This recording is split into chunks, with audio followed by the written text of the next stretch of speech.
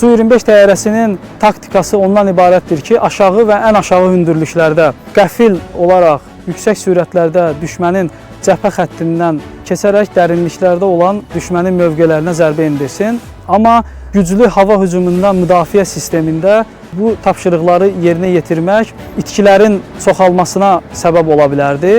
Ona görə də rəhbərlik artıq yeni taktikaların hesablanmasını istədi. Bu taktikalar ondan ibarət oldu ki, yuxarı hündürlükdən və uzaq məsafədən hesablanaraq riyazi üsullarla aviasiya bombasının tətbiqi icra olunmalı idi. Xatirimdədir ki, Vətən müharibəsi qəhrəmanı şəhid polkovnik Zaur Nudrəliyev bu tapşırıqda rəhbər təyin olunmuşdu və onun rəhbərliyi altında biz bu yeni taktiki üsulları işləyib hazırladıq.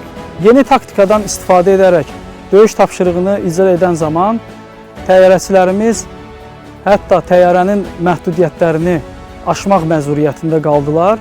Çünki döyüş tapşırığını icra etmək lazımdır və quru qoşunları, xüsusi təyinatlı qüvvələr dəstək gözləyir. Aviasiya zərbəsi nə qədər güclü olarsa, nə qədər effektiv olarsa, o qədər də qoşunlarımız daha effektiv irəliləyə bilərdilər.